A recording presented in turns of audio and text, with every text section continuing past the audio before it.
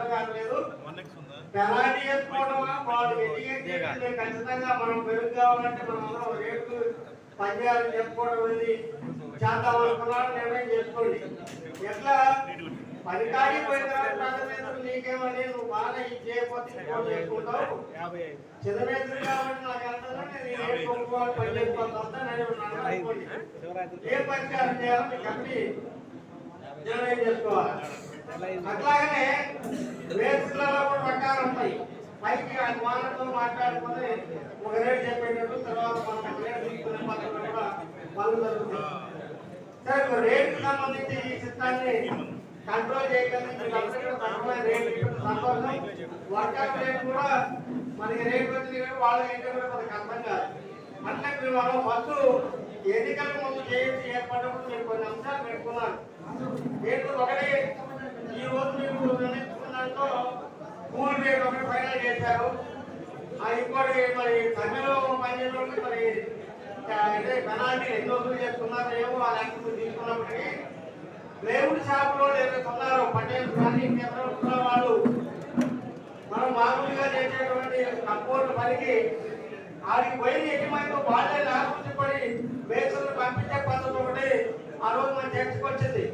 దాని మీద రిటర్న్ చేశారా, దాంతో వాళ్ళతో మాట్లాడారా, అది కూడా మీకు ఎందుకంటే మన పనికి ఆటంకమైందే కాబట్టి ప్రధానంగా దాన్ని మనం తొలగించుకోవాల్సిన అవసరం, దాన్ని నిరోధించాల్సిన అవసరం కూడా మీ జేఏసీ మీద ఉంది. అట్లాగనే మేల్స్లో మేనే కాదు మీరు మనం పనిచేస్తున్నట్టు మన వనమైతే వేల మేలుకోవడం కోసం కూడా మీ జేఏసీ పనిచేయాలా అని చెప్పి మన యూనియన్ బిల్డింగ్ వర్కర్స్ కానీ మన యూనియన్ కానీ వాళ్ళు కూడా న్యాయం చేయాల్సిన అవసరం మన మీదనే ఉంది, మీ మేస్త్రి మీదనే ఉంది. అందుకంటే ప్రభుత్వం వచ్చేటువంటి అంశాలు ఏదో వాటిని జేఏసీ ద్వారా డిమాండ్ చేసి వాటిని సాధించి పెట్టే దాంట్లో మనం జేఏసీ ముందుండాలని చెప్పేసి.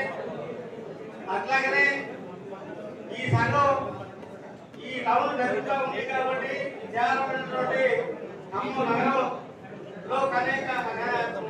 అనేక వేల మంది కార్మికులు దీని మీద ఆధారపడి బతుకుతున్న వాళ్ళకి మీ జేఏసీ ఒక ధైర్యంగా వాళ్ళు ఒక ఆధారంగా ఎదగాలని చెప్పేసి కోరుకుంటా ఉన్నాం. అట్లాగనే పట్టణం పెరుగుతుంది కాబట్టి పనులు పెరుగుతుంది, బిల్డింగ్లు పెరుగుతుంది, పని స్థాయి పెరుగుతుంది, కానీ సమస్యల స్థాయి కూడా పెరుగుతుంది. పెరిగినప్పుడు మనం ఎదుర్కోవడానికి మన శక్తి సరిపోదు కాబట్టి అనేక పట్టణాల్లో ఆ బిల్డింగ్ వర్కర్స్ యూనియన్లో మనం వాళ్ళ సహకారం తీసుకొని మన సమస్యలను పరిష్కారం చేసుకుంటా ఉన్నాం. అందుకని చెప్పేసి బిల్డింగ్ వర్కర్స్ సభ్యత్వం తీసుకోవాలి. బిల్డింగ్ వర్కర్స్ డిమాండ్ అంటే డిమాండ్ కాదు, బిల్డింగ్ వర్కర్స్ అనేది మనకి అవసరం కాబట్టి మన అవసరాలకి మన సమస్య మన వల్ల పరిష్కారం కానప్పుడు మనం బిల్డింగ్ వర్కర్స్ సహకారం తీసుకొని సమస్యలు పరిష్కారం చేసుకుంటా ఉన్నాం. కాబట్టి దానికి మనకి పనితోటి రిలేషన్ ఉంది. బిల్డింగ్ వర్కర్స్ అంటే సొంతానికి, కార్పెంటర్కి, రంగులు, కరెంట్కి ఇట్లా అనేక రకాలు సంబంధించి ఆ సమస్యను పరిష్కారం చేయడానికి 42 రకాల పనివాళ్ళ సమస్యను పరిష్కరించడానికి బిల్డింగ్ వర్కర్స్ రిజిస్టర్ చేయబడింది.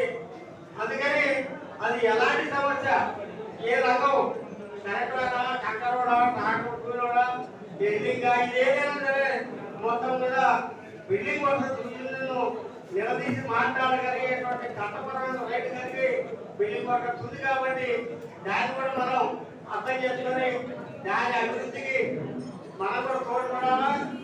ఆ అభివృద్ధి మన అభివృద్ధి కూడా అని అర్థం చేసుకోవాల్సిందిగా కోరుతాము.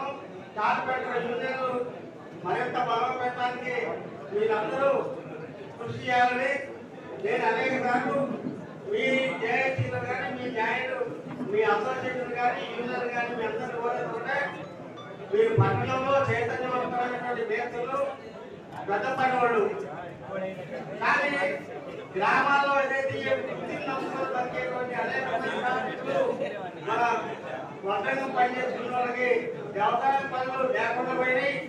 అట్లాగని ఈ రోజు వచ్చేసరికి మార్కెటింగ్ పరిస్థితి వాళ్ళకి పనిచేసుకోవడానికి అవకాశం లేకుండా బయట రెడీమేడ్ లో కొనుక్కొస్తున్నారు. కాబట్టి వాళ్ళకు కూడా ఒక జిల్లా కమిటీని ఫామ్ చేసుకొని వాళ్ళ సమస్యలు వస్తే మీరందరూ కూడా వారి సమస్యల పరిష్కారానికి తోడ్పడాలని దీన్ని జిల్లా యూనియన్ గా ఏర్పాటు చేయడానికి కృషి చేస్తారని మీ అందరినీ కోరుకుంటూ ఈ అవకాశం ఇచ్చిన కార్పొరేటర్ జేఏసీ వారికి ధన్యవాదాలు తెలియజేస్తున్నాను.